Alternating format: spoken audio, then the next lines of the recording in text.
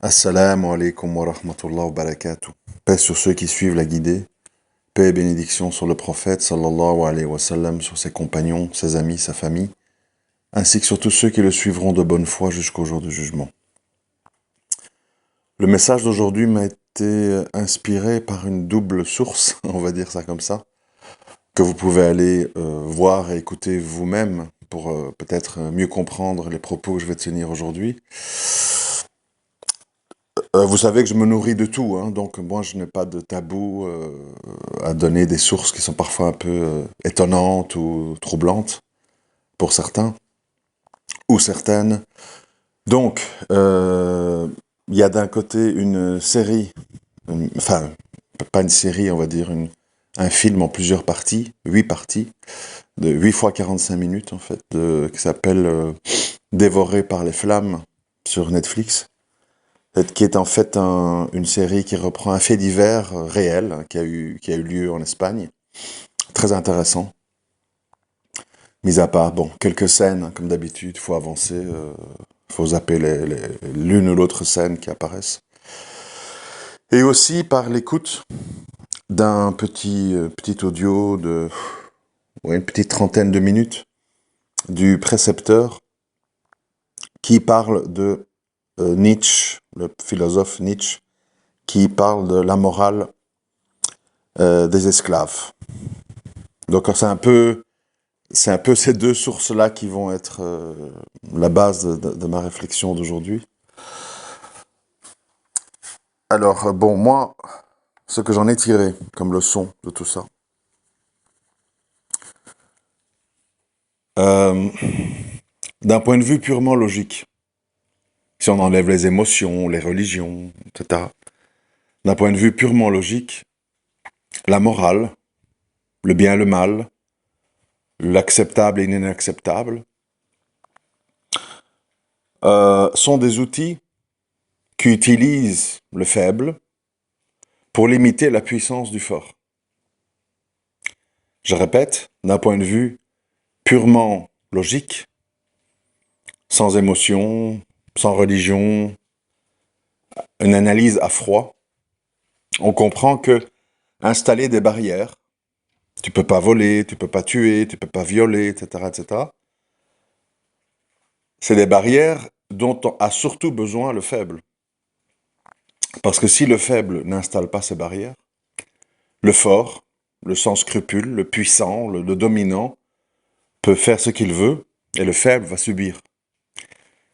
Et donc, le faible, euh, dans le meilleur des cas, oui, promotionne des valeurs morales, religieuses, mais aussi, et là c'est moins beau, le faible utilise d'autres outils pour se prémunir du fort.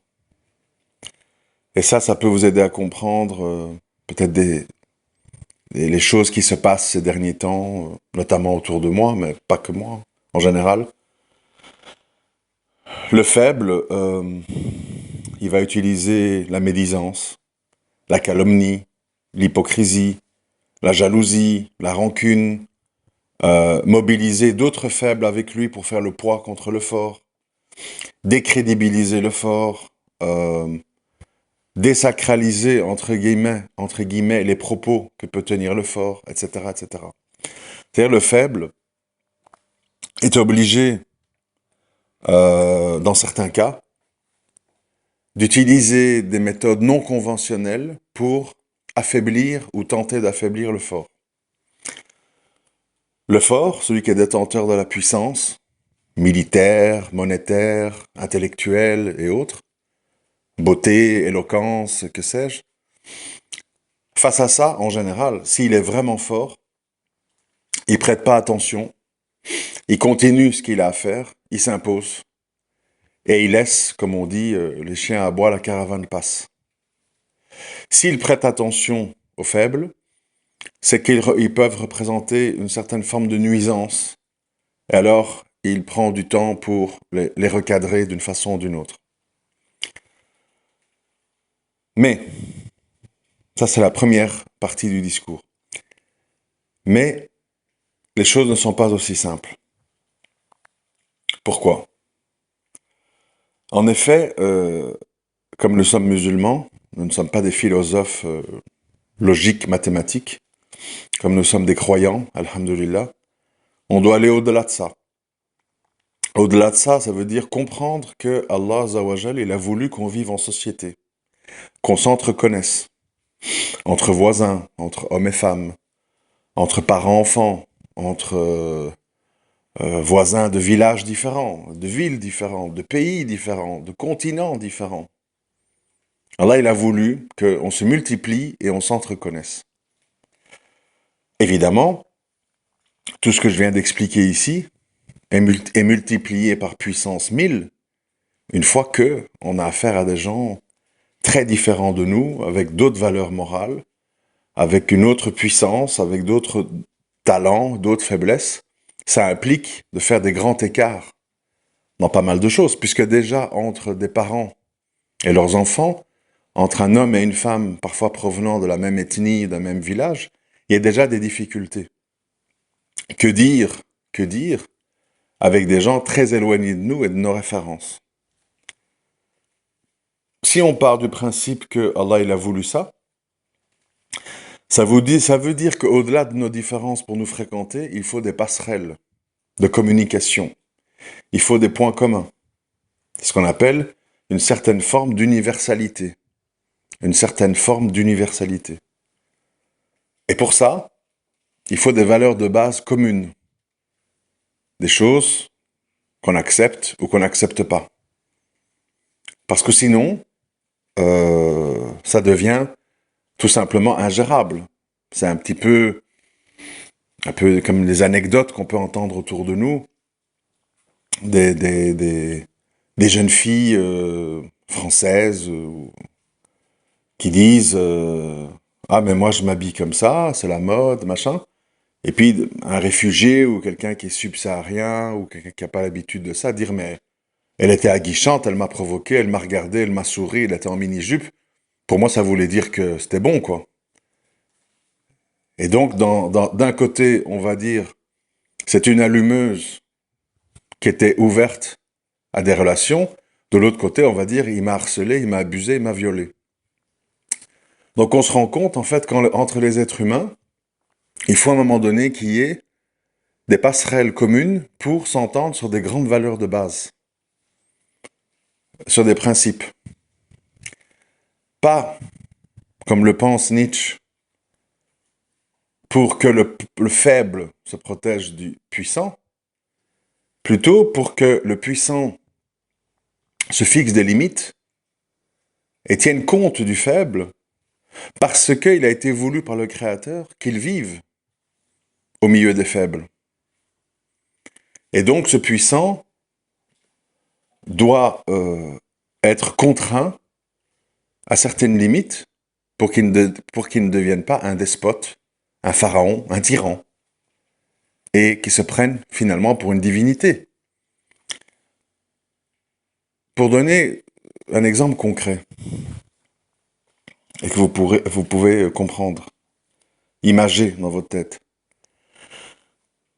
Si à une époque, il y a eu des géants, on va dire si, comme ça, pas de débat, et que donc il y avait des hommes qui mesuraient 3 mètres, 3 mètres 50, 4 mètres, que sais-je, au milieu d'humains normaux qui font 1m70, 1m80.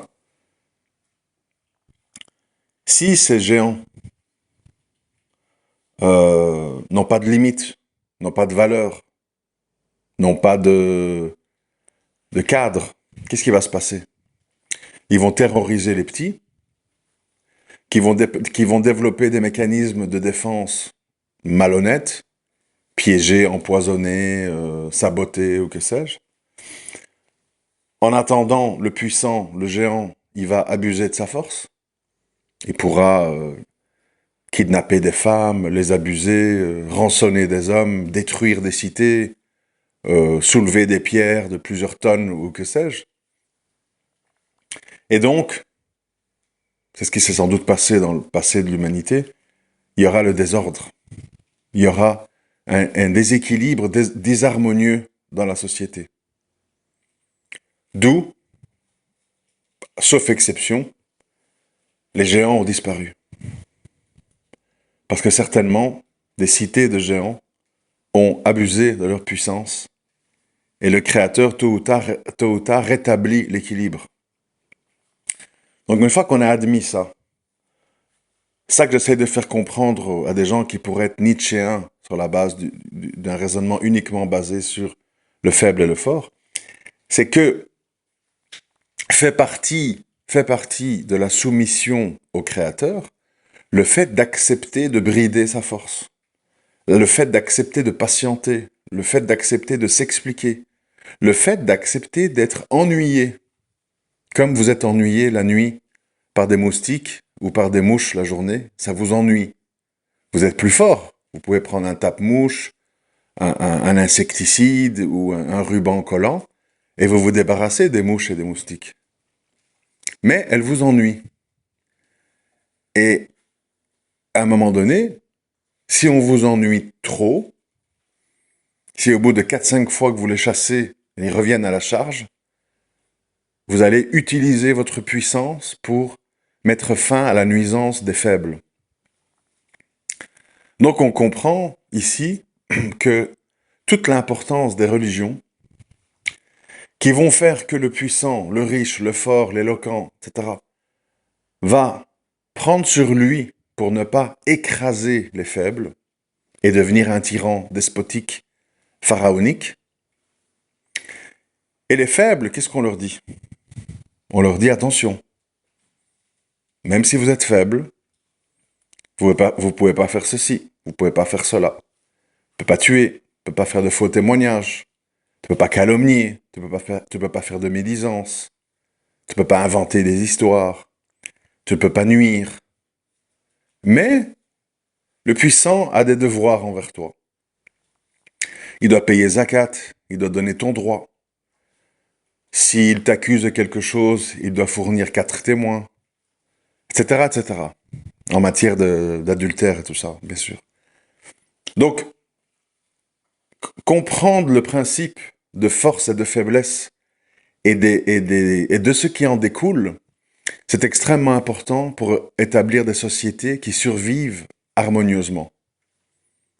Ou sinon, on tombe très vite avec le principe du pharaon, un humain tout puissant qui se sent être un demi-dieu, avec autour de lui des forces armées qui imposent son délire sur les populations, et puis un jour, des soulèvements de population, des choses qui se passent, qui font que, après des tumultes, des affrontements, des guerres civiles, etc., il y a un retour à l'harmonie.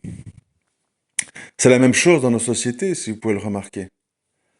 De l'hégémonie militaire, ça provoque du terrorisme, ça provoque des injustices, et ça devient un monde disharmonieux. Pourquoi? Parce qu'à la base, il y a un pays puissant, ou une population puissante, qui a abusé de sa puissance. Et donc le sage, le fort, le croyant, il doit, quand il est puissant, savoir qu'il n'est pas Dieu, et que le Créateur n'acceptera pas qu'il se prenne pour un Dieu, et qu'il soit injuste, et qu'il impose sa puissance sur des plus faibles que lui d'une manière injuste. Au contraire, il doit être bienveillant, protecteur. Fermer les yeux sur les faiblesses des faibles, fermer les yeux sur les petites lâchetés des faibles, parce qu'ils sont faibles. Parce qu'ils sont faibles. Mais si le faible commence à se coaliser, à devenir une nuisance, comme ce moustique qui vous lâche pas pendant des heures et des heures, à ce moment-là, le fort ne peut pas se laisser distraire de son objectif, et il doit mettre le faible hors d'état de nuire. Pour revenir maintenant un peu plus spécifiquement à cette série, je ne rentre pas dans le détail du fait divers qui est très banal, c'est des histoires de meurtres avec des amants, des maîtresses, etc. Bon, c'est pas ça qui est intéressant. Ce qui est intéressant, c'est l'étude des caractères. La protagoniste de la série, qui s'appelle, je sais plus par cœur, je crois Rosa Peral, qui a pris 25 ans de prison. En fait, c'est une fille de bonne famille, pas une fille qui vient de milieu de la drogue, de la prostitution ou que sais-je, qui était policière à la base et qui se retrouve dans une histoire rocambolesque. Bon, alors qu'est-ce qu'on comprend, qu'est-ce que j'ai compris en analysant le caractère de cette femme? En fait, souvent, on désigne pas les choses par leur nom. On dit, voilà, les gens sont tout ce qui circule, quoi. Pervers narcissique, bipolaire, ingrate, nymphomane, mythomane, enfin plein de mots qui circulent. Mais bon, moi je m'en tiens à des raisonnements simples. En fait, et ça rejoint le discours que je viens de tenir, dans ce monde, il y a des gens qui n'intègrent pas qu'on vit en société. C'est-à-dire qu'ils ont décidé, suite à un parcours, évidemment, le fait d'être fils ou fille unique, ça accentue ce phénomène, puisqu'on n'a déjà pas dû faire des efforts pour gérer des frères et sœurs. Mais c'est pas un facteur, comment je veux dire, certain. C'est-à-dire que ça peut venir aussi en ayant des grandes familles, par réaction, en voulant faire contre-pied.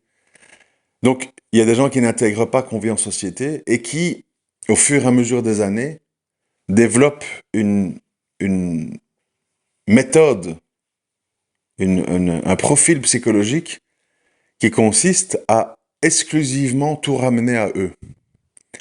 Mes souffrances, mes envies, mes passions, mes rejets, etc., etc. Et le problème qu'on a, et ça c'est quelle que soit notre ethnie ou notre religion, c'est que dans notre monde, on ne peut pas accepter des gens qui ne tiennent absolument pas compte du fait qu'ils vivent en société. Ça veut dire si moi j'ai envie de mettre de la musique à fond à 3 heures du matin, et tant pis si je réveille le voisin qui doit se lever à 6 heures pour aller travailler, je deviens une nuisance. Je deviens quelqu'un qui dérange la société. Si je suis quelqu'un qui, parce que je veux des émotions fortes, je roule à 250 km/h, je deviens une nuisance pour la société.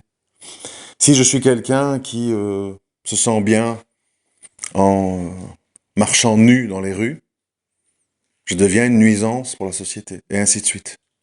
C'est-à-dire que, et ça on va le découvrir très vite, c'est parce que, voilà, l'humain malheureusement est un peu... il doit prendre sur les doigts pour comprendre.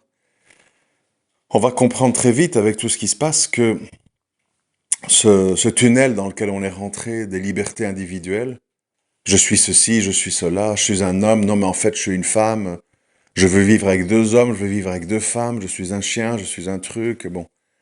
Chacun ses petites folies, hein. À un moment donné, ça va évidemment atteindre ses limites, c'est la limite où ça devient, au point de vue sociétal, ingérable. C'est-à-dire, à un moment donné, où la société, quelles que soient ses convictions, va dire tel comportement, on veut pas le subir. On veut pas le subir, on veut pas le voir. Et qu'il y aura donc des espèces de révoltes populaires ou des révoltes individuelles de gens qui vont procéder à des règlements de compte. C'est ce qui se passe quand l'État est défaillant. Vous voyez, un peu comme dans les westerns, quand il n'y a pas de shérif, ben les gens, ils ont chacun leur flingue, à un moment donné, ça tire en tous les sens, et ils s'entretuent. Et tu te retrouves avec parfois 2 familles complètement qui se sont entretuées. Et puis ça s'arrête quand les gens qui restent vivants ne sont pas concernés par tout ce qui se passe. Donc le danger d'une société hyper narcissique, où en fait les gens sont dans le contentement personnel et où tout tourne autour d'eux, c'est que ces gens-là deviennent invivables et ingérables parce qu'ils utilisent les gens afin de nourrir leurs propres objectifs personnels. Alors, tout ceci, ça peut passer inaperçu tant qu'il n'y a rien de préjudiciable, des meurtres, etc.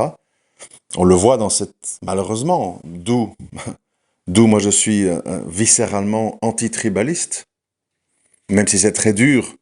Moi, je défends cette idée avec acharnement, dans le sens que on voit que les parents de cette fille, dans cette série, l'ont plus ou moins protégée jusqu'au bout. Jusqu'au bout. Alors que, manifestement, cette fille, cette femme, est une nuisance et un danger pour beaucoup de monde. Mais quand, d'où moi je l'ai déjà dit, et je le redis ici, hein, un musulman, une musulmane, ne peut pas être tribaliste. Et j'ai dit aussi, un musulman, une musulmane doit être une balance. Une balance dans quel sens? Parce que ce terme revient souvent dans cette série lors du procès. Une balance dans le sens que, à un moment donné, si tu ne désignes pas les vrais coupables, si tu ne désignes pas la vérité, la justice va se tromper et va condamner et va trancher dans un sens qui ne va pas dans le sens de la justice. Et le musulman est toujours du côté de la justice et de la vérité, même contre ses proches, même contre ses voisins, même contre ses amis. C'est-à-dire que si tu as un fils, si tu as un ami qui a cédé à la tentation de l'injustice, qui a fait du mal à autrui, qui a tué autrui, qui a chamboulé la vie d'autrui, tu ne peux pas, au nom des liens de sang ou de l'amitié, faire condamner une personne innocente ou le laisser libre de continuer à nuire. Puisque s'il n'est pas puni, s'il n'est pas enfermé, fouetté ou plus, eh bien, il va continuer à propager sa nuisance puisqu'il aura vu qu'elle n'aura pas de conséquences. Et il va même compter sur toi comme complice puisque tu l'as couvert, tu as accepté d'être complice de son mensonge, il va te prendre en amitié et tu vas devenir un complice de ses futurs agissements, puisque tu as fermé les yeux une fois, pourquoi pas deux, pourquoi pas trois, pourquoi pas quatre. Et donc, tous ces phénomènes, ça montre quoi? Que le musulman, il doit être très sur la réserve, et qu'il doit être... En fait, le musulman n'a qu'un seul créateur. Il n'a qu'une seule personne à qui il doit rendre des comptes. Il n'a qu'une seule personne qui va l'interroger le jour du jugement. Le créateur des cieux et de l'univers. Le reste, tout ce qui tourne autour de lui, les gens, ce sont que d'autres âmes qui elles-mêmes vont devoir répondre de leurs actes et qui sont tantôt des amis, tantôt des ennemis, tantôt qui vous aiment, tantôt qui vous détestent. Je l'ai déjà dit et je le répète, l'humain n'est pas fiable. Donc ça veut dire quoi? Je vais conclure là-dessus. Quand vous êtes un humain fort, croyant, puissant, il y a une série d'attitudes que vous devez adopter. Quelle attitude? J'accepte de m'auto-limiter pour mon Seigneur, pour ne pas écraser les autres. Parce que je ne veux pas être dans la catégorie des tyrans et des pharaons injustes.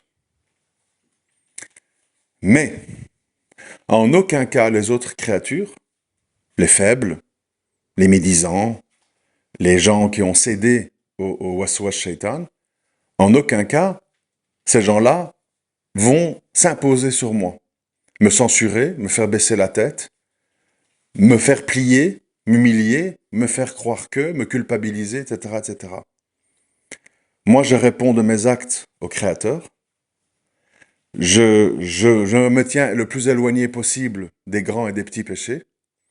Mais en aucun cas, une créature qui elle-même fait peut-être cette même démarche ne doit me soumettre à elle parce que sa faiblesse face à moi la rend nerveuse, la rend jalouse, la rend rancunière, la rend vindicative. Non. On ne peut pas contrôler le cœur des gens, certes, Les gens peuvent penser ce qu'ils veulent, certes, mais les gens n'ont pas, sous prétexte qu'ils sont faibles, les gens n'ont pas à saboter le fort en utilisant des méthodes non conventionnelles. Donc c'est un double travail quand on est musulman. Quand on est un leader dominant fort, on doit s'astreindre toute une série de limites afin de ne pas devenir un tyran, un pharaon. Et quand on est faible, c'est pas parce qu'on est faible qu'on a le droit de faire tout et n'importe quoi. Mentir, saboter, calomnier, harceler, etc. On n'a pas l'autorisation en tant que faible. Donc on va tous rendre des comptes. Comme je l'ai dit, nous ne sommes pas égaux. Il y a des grands, il y a des petits. Il y a des gens rapides d'esprit, des gens lents d'esprit. Il y a des gens qui ont beaucoup de culture générale, d'autres moins. Ça, c'est pas le problème. Ça, c'est autre chose. Mais au niveau du jugement, on va être jugé selon notre cas, comment on a géré notre profil. Un dominant, un riche, quelqu'un qui a un impact sur la société, va devoir rendre beaucoup de comptes. Et les faibles, ils vont devoir démontrer comment ils ont géré leur faiblesse. Comment ils ont agi par rapport à ça. Avec le fort qui parfois, lui, acceptait de se brider par rahma envers le faible. Donc c'est tous des mécanismes humains qui sont nécessaires en fait à la convie en société. Parce que si cet équilibre est rompu, inévitablement, soit le puissant s'impose sur les autres et procède à des massacres. Exemple, les États-Unis, qui, pour stopper la guerre contre les Japonais, qui devenait une nuisance, selon eux bien sûr, parce que bon, moi je ne rentre pas dans la géopolitique, je ne connais pas les intérêts des uns et des autres, ils ont décidé de lâcher 2 bombes atomiques sur Hiroshima et Nagasaki et procéder à un massacre. C'est-à-dire qu'à un moment donné, le fort, il veut bien faire joujou, etc. Si votre nuisance devient trop importante, il va procéder à des actes graves pour vous annihiler, on dit en français. Annihiler, ça veut dire détruire, raser, mettre fin au débat, en gros.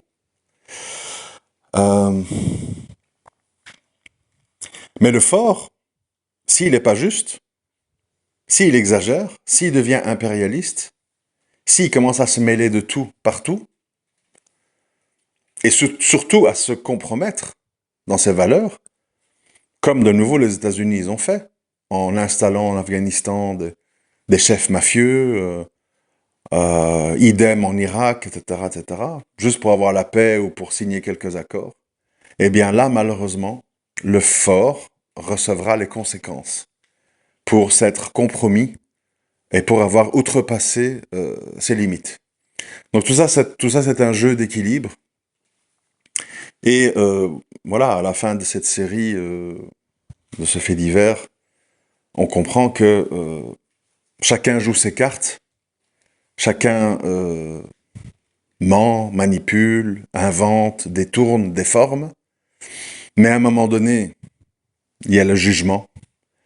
Il y a le jugement des hommes, qui est imparfait, mais qui déjà fixe certaines limites et donne les conséquences aux gens de leurs actes. Et puis, il y a le grand jugement divin, où là, la moindre acte, parole cachée que nous avons eu est répertoriée dans un livre, et où nous prendrons une destination finale, l'enfer ou le paradis éternel. Ce qui n'a absolument rien à voir avec une incarcération de 5, 10, 15, 20, 25 ans dans une prison humaine dans laquelle vous avez un lit, une télé, une fenêtre, des visites, du sport, etc. On parle d'une chose d'une gravité extrême. D'où le but suprême de tout être humain qui a conscience de tout ça, c'est de chaque soir se coucher en se disant « Est-ce que j'ai satisfait mon Seigneur ? Est-ce que j'ai embelli mon livre ? Est-ce que j'ai allégé ma balance du bon côté ? Enfin, alléger du mauvais pour alourdir le bon côté. C'est ça le but de notre vie. Tout le reste, ce sont des distractions éphémères. Des histoires d'êtres humains, des disputes, des conflits sans queue ni tête, perte de temps, des passions éphémères, des illusions. Et malheureusement, quand ça devient le centre de nos vies, On s'éloigne de l'essentiel et on bascule dans la médiocrité. Et là, tout est possible. Et au final, on peut en venir à payer ici-bas, et puis si on ne se reforme pas et on ne se repent pas en prison, dans l'au-delà.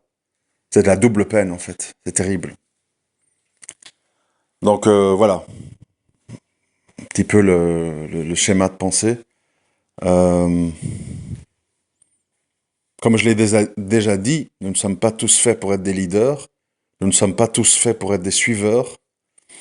Allah nous a créés différents, mais nous avons tous des obligations. Nous avons tous des limites, et nous avons tous des actes qu'on peut commettre ou ne pas commettre. Et je conseille à tout le monde, ainsi qu'à moi-même, quel que soit votre rôle dans la société, homme, femme, grand, petit, noir, blanc, éloquent, muet, sourd ou aveugle, ou l'inverse, de bien se dire chaque jour, est-ce que je suis un fidèle serviteur de mon Créateur? Est-ce que je suis un fidèle soldat du Créateur des cieux et de l'univers? Ou je suis un complice d'Iblis et je rentre dans les jeux stupides et morbides dans lesquels il m'incite de jouer? On peut se repentir tant qu'il est encore temps, c'est-à-dire tant que le soleil ne se lève pas à l'ouest et que nous ne sommes pas décédés. Après, c'est trop tard. Donc à chacun de réfléchir de là où il en est, de réfléchir à ce qu'il dit, et éventuellement, s'il le veut, parce qu'il n'y a pas de contrainte en religion, se repentir et se réformer. C'est ce que je vous souhaite en tout cas, ainsi qu'à moi-même. Assalamu alaikum wa rahmatullahi wa barakatuh.